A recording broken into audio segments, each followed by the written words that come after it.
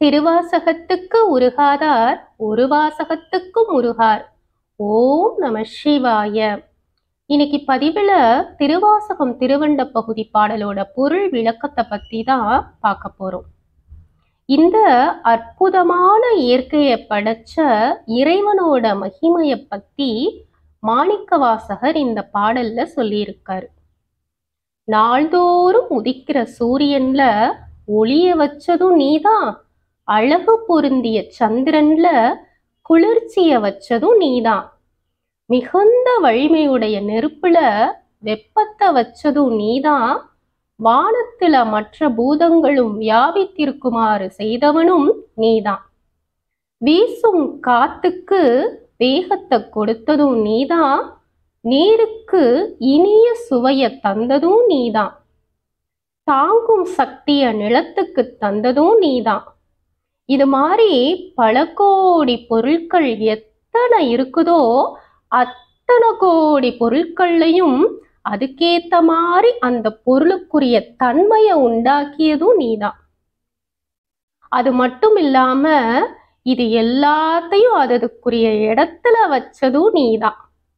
இப்படி உன்னோட மகிமைய சொல்லிக்கிட்டே போகலாம். அது மட்டும் இல்லாம அதுக்கு மேலையும் உன்னோட மகிமை இருக்கு. உலக பொருட்கள் எல்லாத்துக்கும் முற்பட்டவன் நீதான், அனைத்துக்கும் ஆதி மூலமா இருக்கிறதும் நீதான், எல்லாத்தையும் தன்னகத்தே கொண்டவனும் நீதான், உனக்கு ஒப்பானவங்க இங்க யாருமே இல்லை, அதனால பூரண பொருளா உயர்ந்து நிற்கிறதும் நீதான். மாணிக்கவாசகர் இந்த பாடல்ல ஒரு இடத்துல பொய்தீர் வான் அப்படின்னு சொல்லியிருப்பார். வான் அப்படின்னா ஆகாயம், வெளி, வானம், இப்படி பல பெயர்கள்ல சொல்லலாம். ஆகாயம் என்பது இருக்கின்ற ஒரு பொருள். இப்ப வானத்தை பார்த்தோம்னா நம்ம என்ன சொல்லுவோம், ஏதோ ஒரு புகை மாதிரி இருக்கு அப்படின்னு சொல்லுவோம். இவர் என்ன சொல்றாரு, அதை இல்லை அப்படின்னு சொல்ல முடியாது அப்படின்னு சொல்றாரு. ஏன்னா இந்த காத்து மண்டலத்துக்கு மேல வெற்றிடம் இருக்கு. இந்த வெற்றிடமான ஆகாயம் ஏனைய 4 பூதங்களுக்கும் இடம் தருதாம்.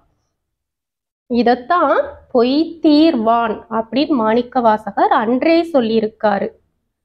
அத இப்போ வானியல் ஆய்வில் மெய்ப்பிச்சும் இருக்காங்க. அதாவது வெற்றிடமான ஆகாயம் 4 பூதங்களுக்கும் இடம் தருது அப்படின்னு சொல்றாரு. அதே மாதிரி நிகழ் திகழ் நீர் அப்படின்னு ஒரு இடத்துல சொல்லியிருக்காரு. அதாவது நீருக்குள்ள இடைவெளி இருக்குது. அப்படி இடைவெளி இருக்கிறதுனால தான் மீன்கள் எல்லாம் நீந்தி போகுது.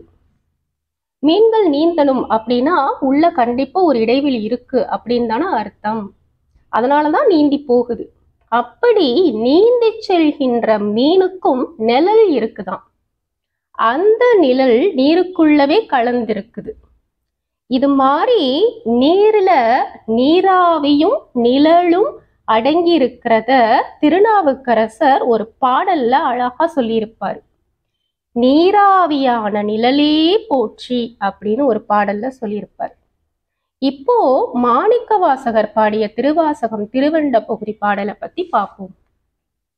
நாள்தோறும் அருக்கனில் ஜோதி அமைத்தோன், திருத்தகு மதியில் தன்மை வைத்தோன், தென்திரள் தீவின் வெம்மை செய்தோன், பொய்தீர் வானில் கலப்பு வைத்தோன், மேதகு காலில் ஊக்கம் கண்டோன், நிழல்திகழ் நீரில் இன்சுவை நிகழ்ந்தோன், வெளிப்பட மண்ணில் திண்மை வைத்தோன், நென்றென்று என்னை பல கோடி என்னை பல பிறவும் அனைத்தனைத்து அவ்வையின் அடைத்தோன் அதன்று. இதுதான் இயற்கை படைச்ச இறைவனின் மகிமையை பற்றி மாணிக்கவாசகர் பாடிய அதி அற்புதமான பாடல். நாளை அடுத்த பதிவில் பார்ப்போம். ஓம் நம சிவாய.